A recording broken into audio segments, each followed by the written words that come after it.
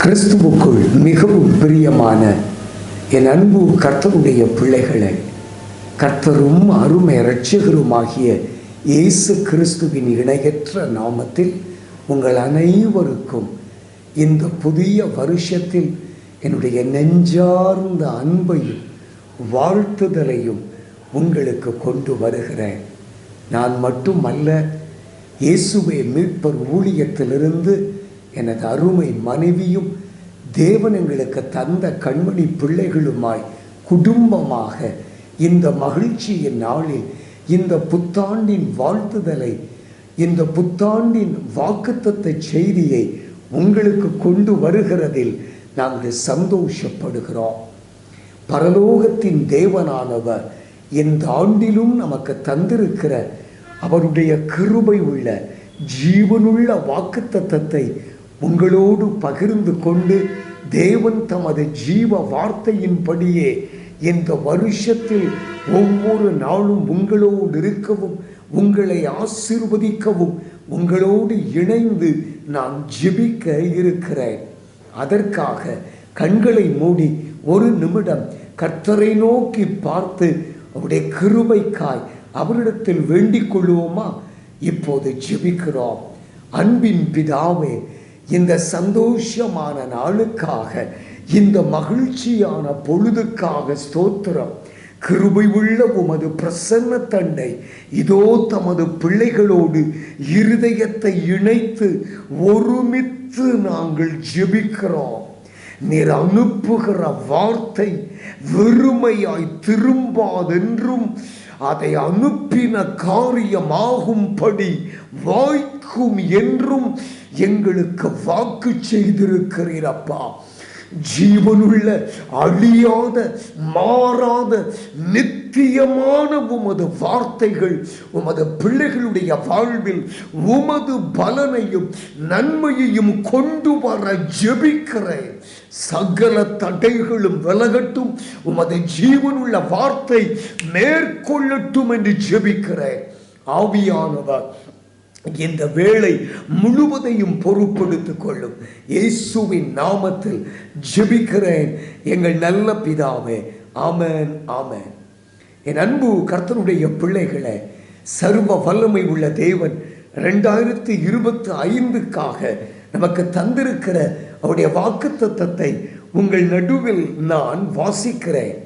சகரியா தீர்க்கதரிசன புத்தகம் 1வது அதிகாரம் 14வது வசனத்தில் அந்த வாக்குத்தத்தம் அடங்கி இருக்கிறது. நான் அந்த வார்த்தைகளை உங்கள் முன் வாசித்து என்னுடைய செய்தியை தொடர விரும்புகிறேன். பழைய ஏற்பாட்டில் 1092வது பக்கம், சகரியா 1வது அதிகாரம் 14வது வசனத்தை வாசிக்கிறேன். கவனியுங்கள். அப்பொழுது என்னோடே பேசின தூதன் என்னை நோக்கி, சேனைகளின் கர்த்தர் உரைக்கிறது என்னவென்றால், நான் எருசலேமுக்காகவும் சீயோனுக்காகவும் மகா வைராக்கியம் கொண்டிருக்கிறேன். என் அன்பிற்குரியவர்களே, சர்வ வல்லமை உள்ள ஆண்டவர் இந்த 25 அதாவது 2025வது வருஷத்திற்கு நமக்கு கொடுத்திருக்கிற உறுதியுள்ளவருடைய வார்த்தையை உங்களுக்கு நான் வாசித்திருக்கிறேன். அதை சுருக்கமாய் நாம் எளிதாக விளங்கிக் கொள்ளும்படி இன்னும் ஒரு முறை கூட நான் வாசிக்கிறேன். கவனியுங்கள். சேனைகளின் கர்த்தர் உரைக்கிறது என்னவென்றால், நான் எருசலேமுக்காகவும் சீயோனுக்காகவும் மகா வைராக்கியம் கொண்டிருக்கிறேன் என்று ஆண்டவர் நமக்கு இந்த வார்த்தையை முன்வைக்கிறார். நன்கு கவனியுங்கள். தேவனாகிய கர்த்தர் சகரியா தீர்க்கதரிசியை கொண்டு இந்த கிருபை உள்ள வார்த்தைகளை தமது ஜனமாகிய இஸ்ரவேலுக்கு ஆண்டவர் கொண்டு வருகிறார்.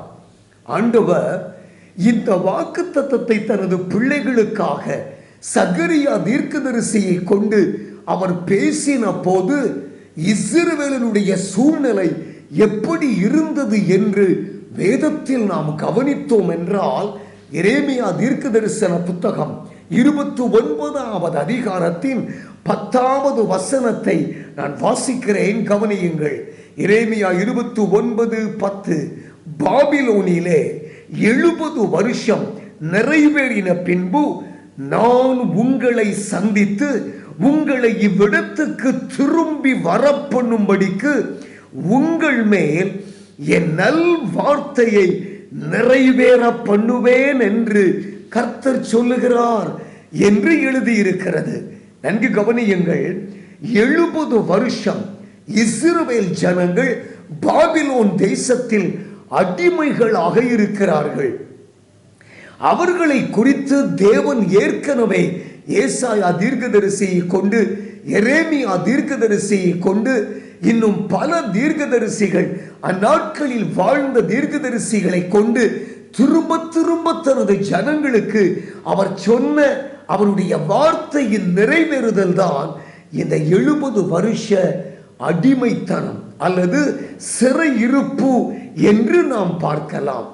ஆனால் இந்த 70 வருஷங்கள் பாபிலோன் தேசத்தில் இஸ்ரவேல் ஜனங்கள் இருந்த அந்த நாட்களின் முடிவிலும் இஸ்ரவேலருடைய இருதயத்தில் தேவனுடைய வார்த்தை நிறைவேறி தீர்ந்து இனி ஒரு மீட்பு, இனி ஒரு விடுதலை, இனி ஒரு மகிழ்ச்சி, இனி ஒரு ஆசீர்வாத ஆனந்த வாழ்வு என்பதை அவர்கள் சிந்தையில் கொண்டு வரவே இயலாத ஒரு ஆவிக்குரிய சூழ்நிலைக்குள் அவர்கள் அடைபட்டு கிடந்ததை வேதம் நமக்கு போதிக்கிறது. அது மட்டுமல்ல, அந்த நாட்களில் தேவனாகிய கர்த்தர் எழுப்பி இருந்த ஒரு நல்ல தலைவனான செயல்தியலின் குமாரனாகிய செருபாபேல் என்ற ஒரு தலைவனுடைய ஆளுகைக்கு கீழே 50,000 யூதர்கள் பாபிலோனில் இருந்து இஸ்ரவேலிடத்தில், அதாவது எருசலேமுக்கு திரும்பினார்கள்.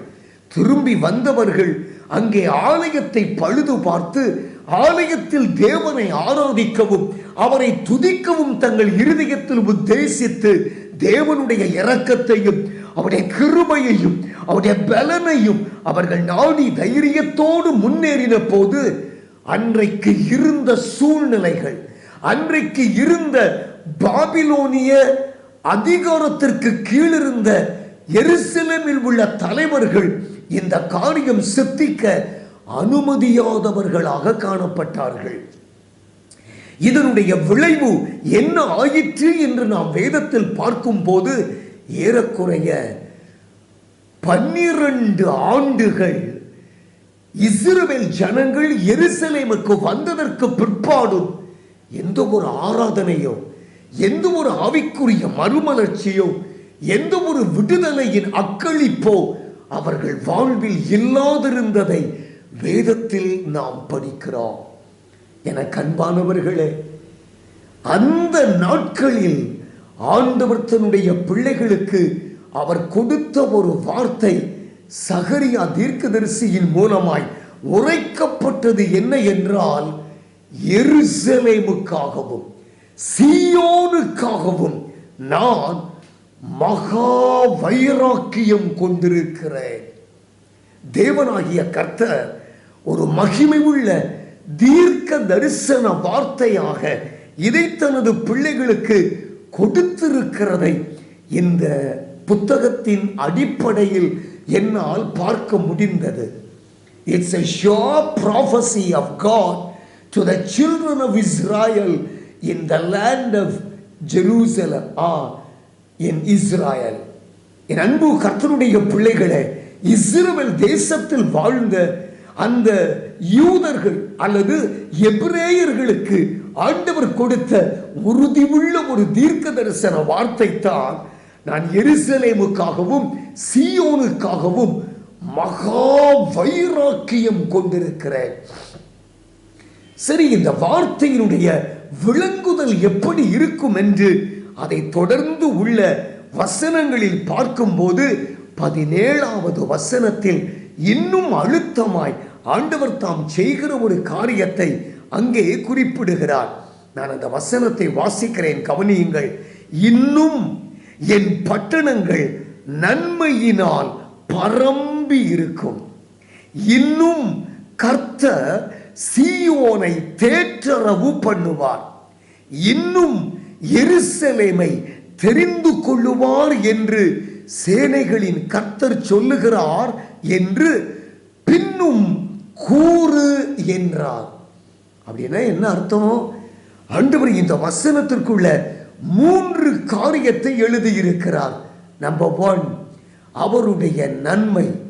நம்பர் 2, அவருடைய தேற்றரவு. நம்பர் 3, அவருடைய தெரிந்து கொள்ளுதல். ஆண்டவர் இன்னும் இன்னும் இன்னும் என்று 3 முறை இந்த வசனத்திற்குள் ஒரு திருத்துவ முத்திரையாக இந்த வாக்குத்தத்தத்தை உறுதிப்படுத்தும்படி ஆண்டவர் நமக்கு எழுதி கொடுத்திருக்கிறார்.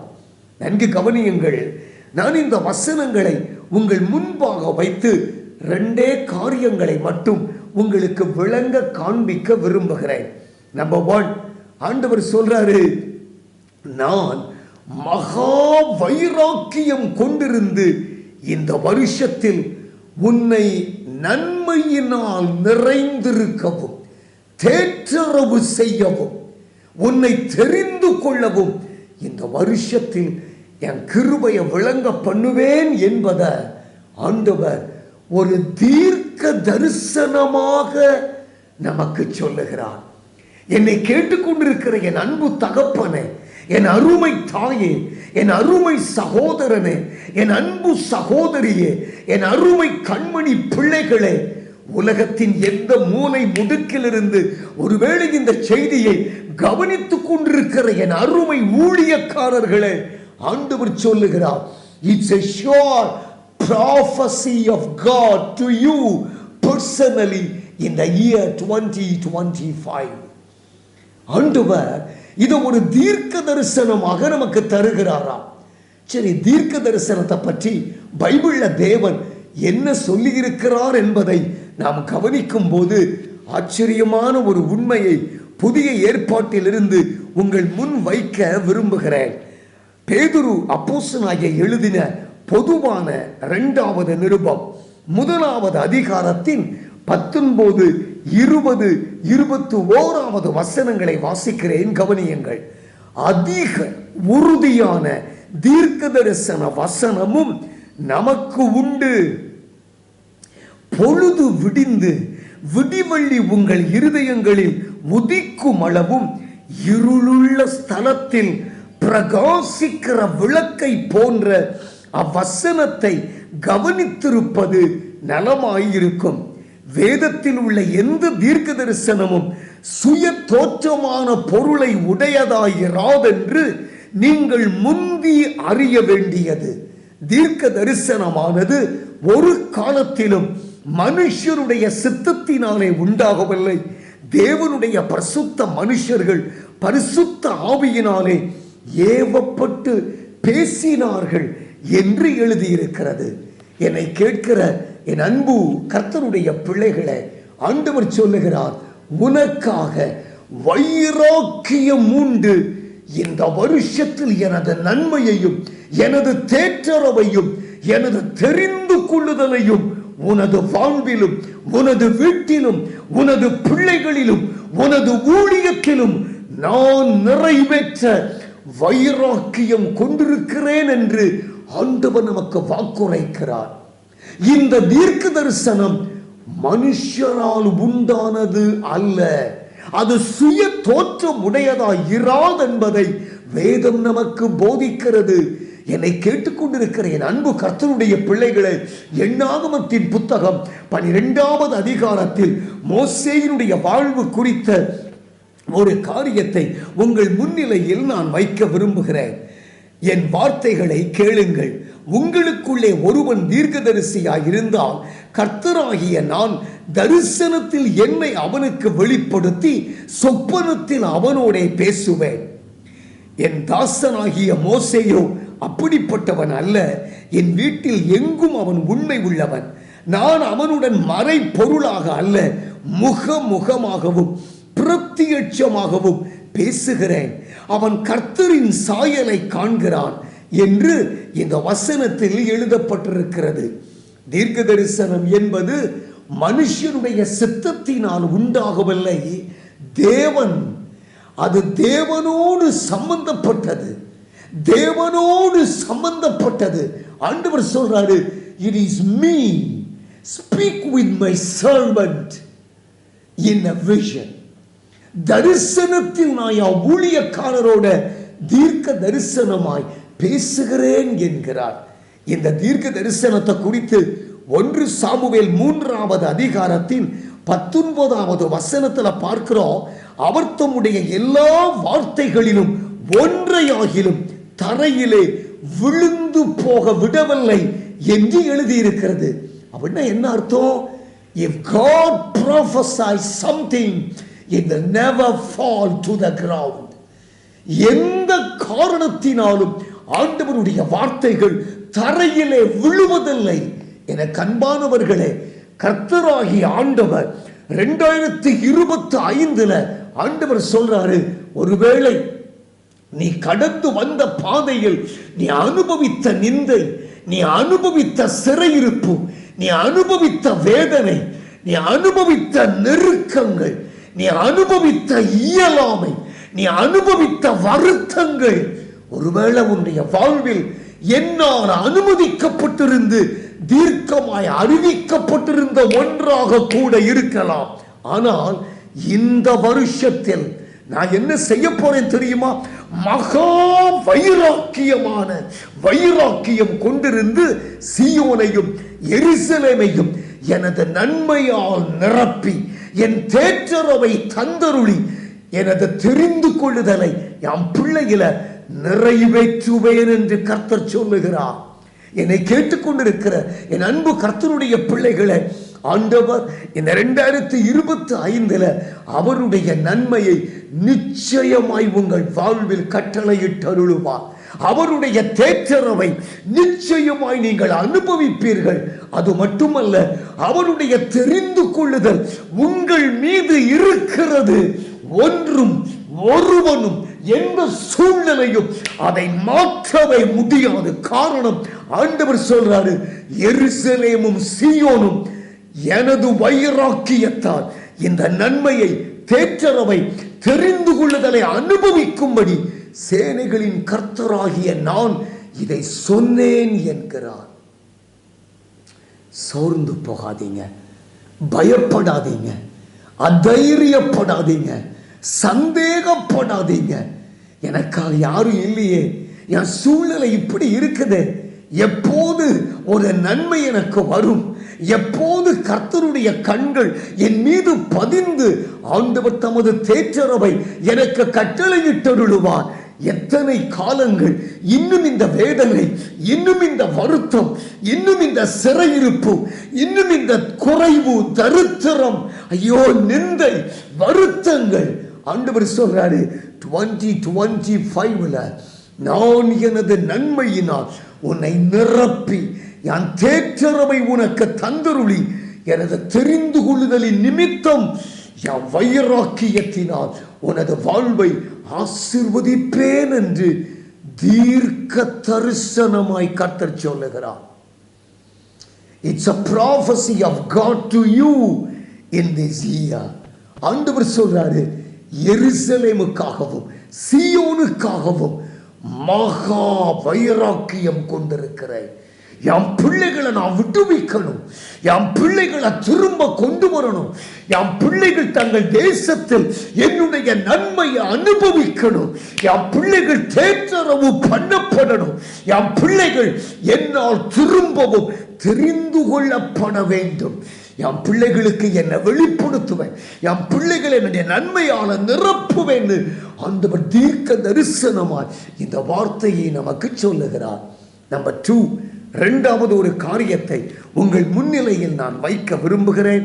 சகரியா 1:14-17 ஆகிய வசனங்கள் அது தீர்க்க தரிசனமான தேவனுடைய வார்த்தை மட்டுமல்ல, அது ஒரு வாக்கு தத்தம். It's not a mere prophecy, but a promise of God to every individual who listens to this word today. என் அன்பு தகப்பனே, என் அருமை தாயே, என் அன்பு சகோதர சகோதரிகளே, என் அருமை ஊழியக்காரர்களே, என் கண்மணி பிள்ளைகளே, அன்பு சகோதர சகோதரிகளே, ஆண்டவர் சொல்றாரு, it's a promise of me to you individually. இதை உனக்கு எனது வாக்குத்தத்தமாக கொடுக்கிறேன். வாக்குத்தத்தத்தை பற்றி பைபிள்ல என்ன படிக்கிறோம்? அப்போஸ்தலனாகிய பவுல் கொரிந்தியருக்கு எழுதும் போது 2 கொரிந்தியர் 1வது அதிகாரத்தில் 20வது வசனத்தில் கூறுகிறார், எங்களால் தேவனுக்கு மகிமை உண்டாகும்படி தேவனுடைய வாக்குத்தத்தங்கள் எல்லாம் இயேசு கிறிஸ்துவுக்குள் ஆம் என்றும் அவருக்குள் ஆமென் என்றும் இருக்கிறதே என்று பவுல் குறிப்பிடுகிறார். என்னை கேட்டுக்கொண்டிருக்கிற என் அன்பு கர்த்தருடைய பிள்ளைகளை ஆண்டவர் சொல்றாரு, it's a promise of me to you. நான் என்ன கர்த்தர் என்ன சொல்றாரு? என்னுடைய வாக்குத்தத்தங்கள் கிறிஸ்து இயேசுவுக்குள் ஆம் என்றும் ஆமென் என்றும் இருக்கிறதே. அது மட்டும் அல்ல, எபிரேயருக்கு எழுதின நிருபம் 6வது அதிகாரத்தில் வாசிக்கும் போது ஆண்டவர் 17வது வசனத்தில் இப்படி சொல்லுகிறார், தேவனும் வாக்குத்தத்தம் பண்ணப்பட்டவைகளை சுதந்திரித்துக் கொள்ளுகிறவர்களுக்கு தமது ஆலோசனையின் மாறாத நிச்சயத்தை பரிபூரணமாய் காண்பிக்கும்படி சித்தம் உள்ளவராய் ஓர் ஆணையினாலே அதை ஸ்திரப்படுத்தினார் என்று எழுதியிருக்கிறது. வாக்குத்தத்தம், வாக்குத்தத்தம் என கண்பானவர்களே, ஆண்டவராகிய தேவன் அதை நமக்கு வாக்குத்தத்தமாக தந்திருக்கிறார். வாக்குத்தத்தம் என் அன்பிற்குரியவர்களே, தேவனுடைய வாக்குத்தத்தங்கள் கிறிஸ்துவுக்குள் ஆமென்றும் ஆமேன் என்றும் இருக்கிறதென்றும் அவைகள் மாறாத நிச்சயத்தை பரிபூரணமாய் விளங்க பண்ணும்படி ஸ்திரப்படுத்தப்பட்டிருக்கிறதென்றும் வேதத்தில் படிக்கிறோம். எபிரேயர் 6:18 எவ்வளவேனும் பொய்யுரையாத தேவன் அதை நமக்கு வாக்குத்தத்தமாக தந்திருக்கிறார் என்று தெளிவுபடுத்துகிறது. அப்படியானால் ஆண்டவர் சகரியா 1:14-17 நமக்கு அவர் செய்திருக்கிற அவருடைய வார்த்தைகள் அவைகள் தீர்க்க தரிசனமாக மட்டுமல்ல, வாக்குத்தத்தமாகவும் நமக்கு அருளப்பட்டிருக்கிறது. என கண்பானவர்களே, தேவனுடைய வாக்குத்தத்தம் ஆண்டவர் சொல்றாரு, எருசலேமுக்காகவும் சீயோனுக்காகவும் நான் மகா வைராக்கியம் கொண்டிருக்கிறேன். இன்னும் எனது நன்மையை என் பிள்ளைக்கு தருவேன். இன்னும் எனது தேற்றரவை என் பிள்ளையில் கட்டளையிடுவேன். இன்னும் என்னுடைய தெரிந்து கொள்ளுதலை நீ அனுபவிப்பாய் என்பதை ஆண்டவர் நமக்கு எழுதி கொடுத்திருக்கிறார். என கண்பான கர்த்தருடைய பிள்ளைகளை, எனது வாழ்வில் இருந்து ஒரு சின்ன அனுபவத்தை உங்களோடு நான் பகிர்ந்து கொண்டு ஜெபத்திற்குள் பிரவேசிக்க விரும்புகிறேன். மருத்துவமனையில் அறுவை சிகிச்சைக்கு பிற்பாடு நான் கடந்து வர நேரிட்டிருந்த அந்த நாட்களில் மருத்துவமனையில் நம்பிக்கையற்று படுத்திருக்கிறேன். மருத்துவர்கள், மருத்துவ சிகிச்சை முறைமைகள், என்னை வந்து சந்திக்க வருகிறவர்கள், நான் பிழைப்பேன், நான் எழுந்திருப்பேன், திரும்பவும் ஊழியம் செய்வேன் என்று எவரும் என்னை பார்த்து கூறவே இயலாத ஒரு சரீர இயலாமைக்கு நடுவில் மரண படுக்கையிலே படுத்திருக்கிறேன். கைவிடப்பட்டு மனம் நொந்து நம்பிக்கையை இழந்து மருத்துவர்களோ மருத்துவ முறைமையோ எந்த ஒரு நம்பிக்கையும் மற்ற ஒரு சூழ்நிலைக்குள் இருளுள்ள ஒரு இடத்தில் இருந்த அந்த நாட்களில் ஆண்டவர் எனக்கு தந்த அவருடைய வாக்குத்தத்தம் நினைவிற்கு வந்தது. அது என்ன என்றால், படுத்திருந்த நாட்களில் ஒரு நாள் கர்த்தர் என்னை சந்திக்கும்படி மருத்துவமனைக்கு வந்தார்.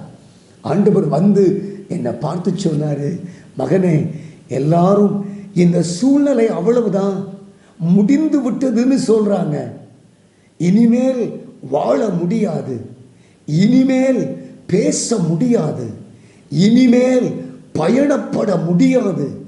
இனிமேல் இந்த சரீரத்தால் எதையும் செய்ய இயலாது. It is all finished. எல்லாமே முடிந்து விட்டது. இனிமே எதையும் செய்கிறதற்குரிய பலனோ சத்துவமோ இராது என்று அத்தனை பேரும் சொல்லிட்டு போயிட்டாங்க. ஆனால் ஆண்டவர் எனக்கு தந்த வாக்குத்தத்தங்களை நான் நினைக்கிறேன். 2வது முறை ஆண்டவர் மருத்துவமனையில் என்னை சந்திக்க வந்திருந்த போது மரண பிடிக்குள் அகப்பட்டிருந்த என்னை ஆண்டவர் வைராக்கியம் உண்டு எழுப்பினார். பாருங்கள், எனக்கு அன்பானவர்களே, 70 கிலோகிராம் இருந்த என்னுடைய சரீரத்தின் பளு 37 கிலோகிராமுக்கு குறைந்து விட்டிருந்ததுங்க. எலும்பும் தோலுமாய் நம்பிக்கையற்ற நிலைமையில் பற்களை மூடுவதற்கு உதட்டில் மட்டுமே கொஞ்சம் மசில் இருந்தது போல ஒரு பரிதபிக்கப்பட்ட சூழ்நிலைக்குள் மருத்துவமனையில் படுத்திருந்தேன். இயேசு என்னை தேடி வந்து எனக்காக வைராக்கியம் உண்டு ஒரு அற்புதத்தை எனக்கு செய்தார். மரணத்தின் பிடிக்குள் அகப்பட்டிருந்த என்னை ஆண்டவர் விடுதலை ஆக்கினார். ஆண்டவர் சொன்னாரு, there is going to be a new beginning my son.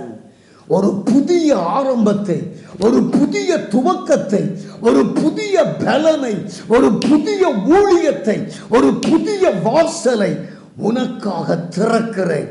கவலைப்படாதடா, நான் உன் கூட இருக்கிறேன், பயப்படாத என்றார். அதே வார்த்தையை இன்றைக்கு உங்களுக்கு தைரியமா சொல்றேன். சேனைகளின் கர்த்தர் சொல்லுகிறார், எருசலேமுக்காகவும் சீயோனுக்காகவும் மகா வைராக்கியம் கொண்டிருக்கிறேன். இன்னும் என்னுடைய நன்மை, இன்னும் என்னுடைய தேற்றரவு, இன்னும் என்னுடைய தெரிந்து கொள்ளுதல் உன்னுடைய வாழ்க்கையில் இருக்கும். சிறையிருப்புகளை மாற்றுவேன், நிந்தைகளை மாற்றுவேன், வேதனைகளை மாற்றுவேன், பலவீனங்களை மாற்றுவேன். இருளுள்ள ஸ்தலத்தில் பிரகாசிக்கிற விளக்கை போன்ற அந்த ஜீவனுள்ள தீர்க்க தரிசனத்தையும் அந்த வாக்கு தத்தத்தையும் பிடித்துக் கொள்ளுங்கள், பிடித்துக் கொள்ளுங்கள், பிடித்துக் கொள்ளுங்கள். ஆண்டவர் சொல்றாரு, வைராக்கியம் உள்ள தகப்பனா, உனக்காக, உன் வீட்டுக்காக, உன் பிள்ளைகளுக்காக, உன் ஊழியத்திற்காக, உன் தரிசனத்திற்காக நான் வைராக்கியம் கொண்டிருக்கிறேன், வைராக்கியம் கொண்டிருக்கிறேன். நான் என்னுடைய நன்மையையும் என் தேற்றரவையும் என்னுடைய தெரிந்து கொள்தலையும் உன் வாழ்வுல விளங்க பண்ணுவேன்னு கர்த்தர் சொல்றாரு. என் அன்பிற்குரியவர்களை, 23 ஆண்டுகளாய் நல்ல பலனோட ஆண்டவர் கிருபையாய் என் கூட இருந்து என்னை கைகளில் சுமந்து என்னை பயன்படுத்தி கொண்டிருக்கிறார். போகிற இடங்கள், போகிற திருச்சபைகள், போகிற பட்டணங்கள், போகிற கிராமங்கள், போகிற பட்டி தொட்டிகள், போகிற தேசங்கள், போகிற மக்கள் கூட்டங்கள், ஒவ்வொரு எல்லைகளிலையும் ஆண்டவர் என்னோடு இருக்கிறதை, அவர் விளங்க செய்கிறதை, அவருடைய தெரிந்து கொள்ளுதலை எனக்காக நினைப்பூட்டி திரும்பவும் எங்கள் மூலம் அவர் மகிமைப்படுகிறதை காண முடிகிறது. தைரியமா சொல்றேன், ஆண்டவர் 2025 உங்களுக்காக மகா வைராக்கியம் கொண்டிருக்கிறார். என் அன்பு மகனே, எருசலேமுக்காகவும் சீயோனுக்காகவும் நான் மகா வைராக்கியம் கொண்டிருக்கிறேன். இன்னும் என்னுடைய நன்மை, இன்னும் என்னுடைய தேற்றரவு, இன்னும் என்னுடைய தெரிந்து கொள்ளுதல உன் வாழ்வுல, உன் வீட்டுல, உன் பிள்ளைகளில், உன் ஊழியத்தில், உன் சபையில, உன் தேவைகளில், உன் வாழ்க்கையின் ஒவ்வொரு நிலைகளில் விளங்க பண்ணுவேன் என்று கர்த்தர் நம்மோடு பேசுகிறார். ஆண்டவர் அப்படிப்பட்ட கிருபைகளை இந்த வருஷத்தின் ஒவ்வொரு நாளும், ஒவ்வொரு நொடியும் உங்க வாழ்வில் விளங்க பண்ணும்படி நான் ஜெபிக்க போறேன். ஜெபிப்போமா? நீங்கள் இருக்கிற இடங்களில் உங்க கண்களை மூடி தலை கவிழ்ந்து என்னோடு கூட இணைந்து ஆண்டவரை நோக்கி பார்க்க போறீங்க. ஜெபிக்கிறோம். பிதாவே, உமது கிருபை உள்ள பலிபீட தண்டை என் அன்பு தகப்பன், என் அருமை தாய், என் அன்பு சகோதர சகோதரிகள், என் கண்மணி பிள்ளைகள், என்னுடைய அருமையான உடன் ஊழியக்காரர்கள், பணிவிடை ஆட்கள், ஆண்டவரே ஒவ்வொரு பேரையும் உங்க பலிபீடத்தில் கொண்டு வந்து வைக்கிறான்பா. சகரியாவை கொண்டு சேனைகளின் கர்த்தர் தமது வைராக்கியத்தை விளங்க பண்ணுகிறதற்கு இன்னும் என்னுடைய நன்மையையும் என்னுடைய தேற்றரவையும் என்னுடைய தெரிந்து கொள்ளுதலையும் நிறைவேற்றவும் கூட இருக்கிறேன் என்று சொன்னவர் இந்த 2025 என் அன்பு பிள்ளைகளுக்கு உம்முடைய நன்மையை விளங்க செய்தருளும்.